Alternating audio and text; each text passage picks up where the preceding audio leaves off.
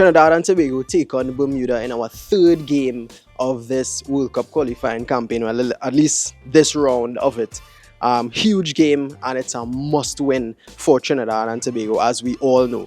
So let's take a look at the table first. Of course, you have Jamaica on top with 6 points, 2 wins from their 2 games. Curacao, who we did play in our first game, on 4 points with a win and a draw against us. We sit third with 1 point from our 2 games. Of course, the draw with Curacao and the loss to Jamaica. And then in fourth, we have our opponents, our next opponents, Bermuda, who sit on 0 points, 2 losses from their 2 games. We can't get complacent. Of course, Bermuda is the team that is quote-unquote the weakest. I know we did speak about it earlier in the week with Fletcher and Rennie about the squad that was picked, but I just want to zone in on this game in particular, just a little bit, not too much analysis, and say that, well, apart from it being a must-win, we can't take Bermuda for granted. Bermuda played Curacao and did give them a run for their money. Curacao won that game 3-2. We were able to hold Curacao to a 0-0 draw. We're yet to score any goals in this round of qualifying, whereas Bermuda have scored. Of course, they got a battering from Jamaica in the first game as well. But let's zone in on the game. Of course, Trinidad and Tobago have brought in some new players, some players who people want to see, the likes of Malik Khan, who has been highly rated. People want him to start in the midfield, and Darren Payne, who plays out on that right back side. Of course, Rio Cardines recently has gotten the nod from Dwight York to start. And of course, he has actually pushed Alvin Jones out of the squad, which was a major surprise to not see Alvin in this team, even though he wasn't starting, still not in the squad at all. Nevertheless, there has been debate on whether certain players should start, whether we should, I know a lot of people in the comments were saying that we shouldn't experiment against Bermuda.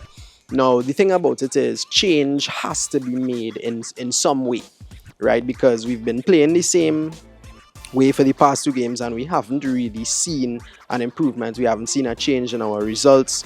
You know, first game we drew, didn't score. Second game we lost. Yes, we scored those offside goals, so it was very marginal, but still nothing to show for it.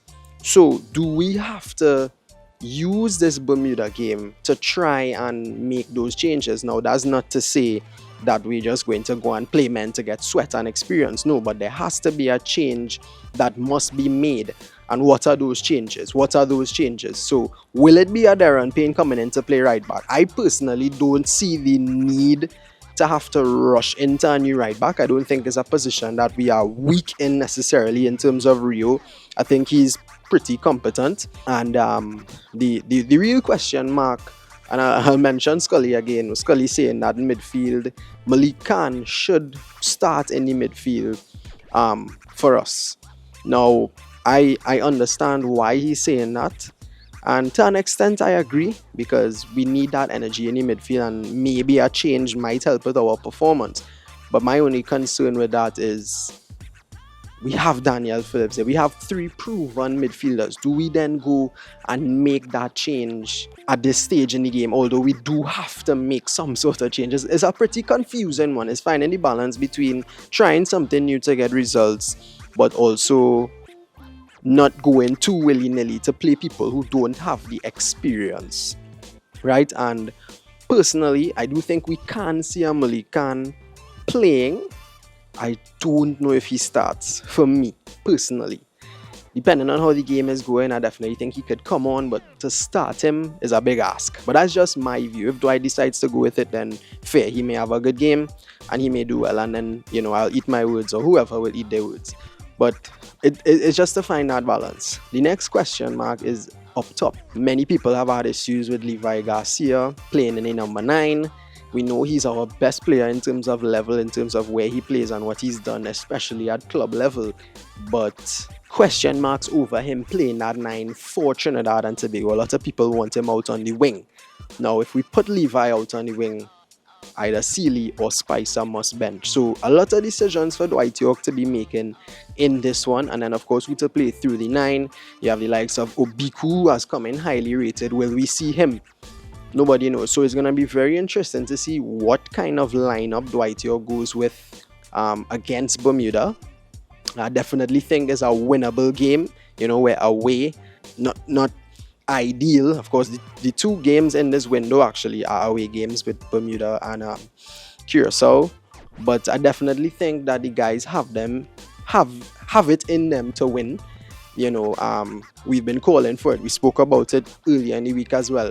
Levi Elder from We Are Bias spoke about it. We need to play those youth men. We need to play men who thirsty. If it's not working at 65 minutes, do we keep the same players on?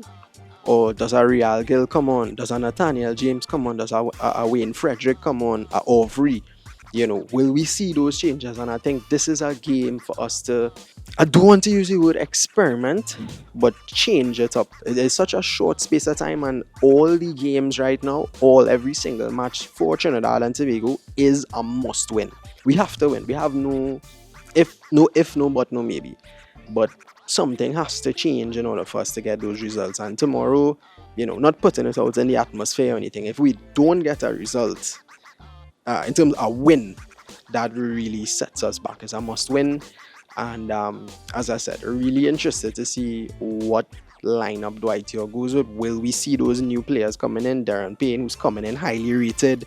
Malik Khan, will we see them? Will we see Real Gill coming on? Those are my questions.